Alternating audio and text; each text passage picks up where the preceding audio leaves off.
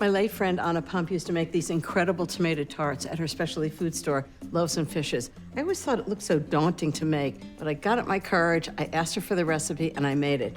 And you know what? It wasn't scary at all. So I'm gonna show you how to make it. First, I'm gonna make the crust. So I'm gonna start with 2½ cups of flour. It's just all-purpose flour.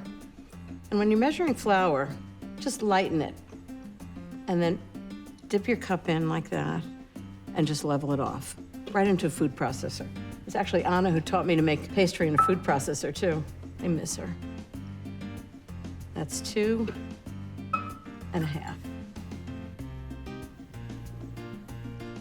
Okay, 2½ cups of flour, 1 teaspoon of salt.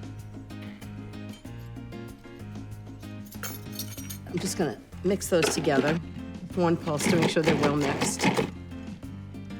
I have 12 tablespoons of very cold diced butter. It's about 3/4 inch dice.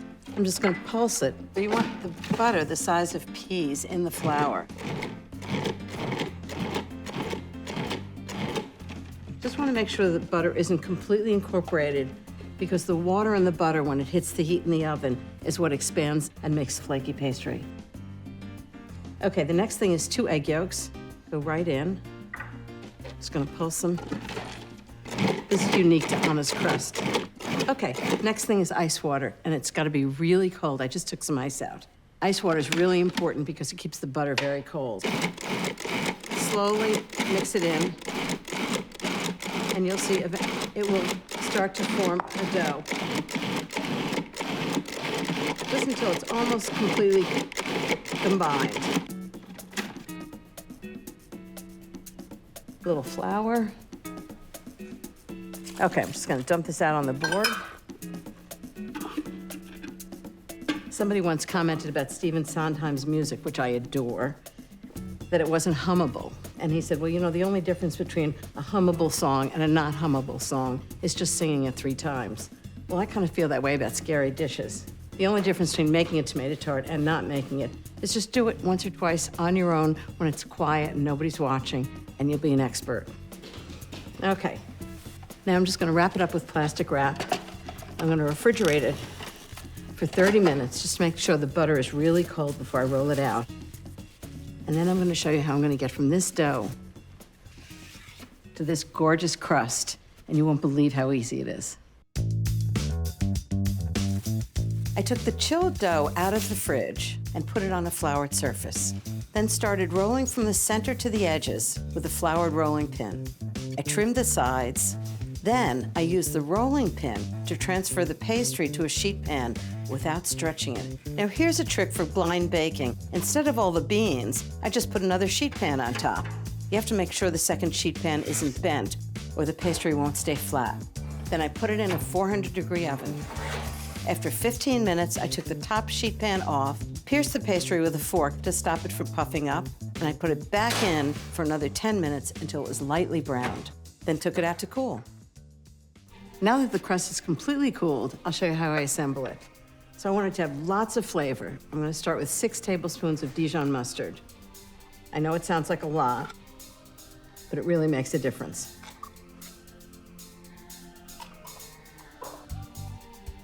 So just spread it out with a brush. And the next thing is 3/4 of a pound of Gruyere cheese, which is a lot. In order to get 3/4 of a pound of Gruyere, what you want is a 1-pound block of Gruyere. After you cut off the rind, it'll be 3/4 of a pound. You can grate it by hand, but it's so much faster in the food processor. I use a carrot grating disc. I'm gonna hold back about a 1/2 cup so I can put it on top of the tart. I'm gonna put a 1/2 cup of grated Parmesan on too. So now the combination of the Gruyere and the Parmesan is really fantastic. I know it looks like a cheese tart so far, but it's gonna be a tomato tart, I promise. And these are the tomatoes. Let me show you how I made them. I put a cup of parsley in the food processor with a 1/2 cup of coarsely chopped fresh basil leaves, 3 large garlic cloves, and a tablespoon of fresh thyme leaves, a teaspoon of kosher salt, and a teaspoon of pepper. Process them, and then with the motor running, poured 1/2 cup of olive oil through the feed tube and processed it until it was combined. Then just pour the mixture over 2½ pounds of cored and sliced red tomatoes and toss everything together gently to coat the tomatoes. Next, I'm gonna do the assembly, and trust me, that's not scary either. And when you're done with this tart, your friends are gonna say, "You made that yourself?" Feels really good. I'm making Anna's tomato tart. I've got the base, I've got the cheese already, but one of the things that makes all the difference is how you arrange the tomatoes.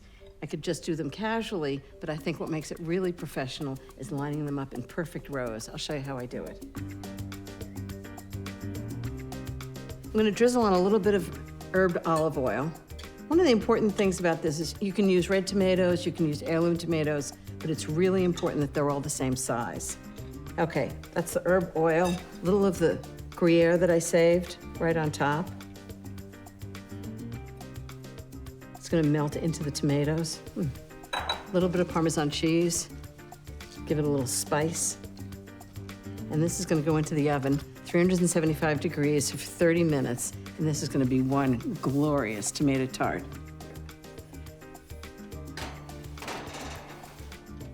And while that bakes, let me tell you about some of my other tarts where the arrangement on top makes it look really professional.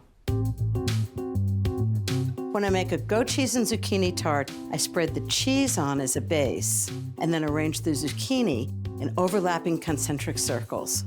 My French apple tart is simply a thin crust, apple slices laid out diagonally, and topped with sugar and butter. Then after it's baked, it's brushed with apricot jelly and calvados to give it an expert finish. Sometimes I also make individual tomato tarts, but with a shortcut, store-bought puff pastry. I layer them with Parmesan, sauteed onions, garlic, and thyme, crumbled goat cheese, a thick slice of tomato, fresh basil leaves, and Parmesan. Delicious. And little tarts look great with ripe fresh strawberries, an apricot glaze, and shelled pistachios for crunch and color. So I think the tomato tart is done. Oh, this is just gorgeous. Sometimes I just cut it right in the pan, serve it in the pan, very casual. But if you want it to look a little more professional, I transfer it to a board and cut it right on the board. So I'm just gonna cut it right across. You need a big knife for this. I think 3 pieces across. This is great with the salad. Really nice summer lunch. It's always funny to me when somebody wants to compliment something you made at home, they say, "That looks really professional." But if you want to compliment something somebody bought at a bakery, they say, "That tastes so homemade." It's such a contradiction. So around here we say, "Homemade by professionals." These are really big squares, but it's lunch. And I can't wait till it's served.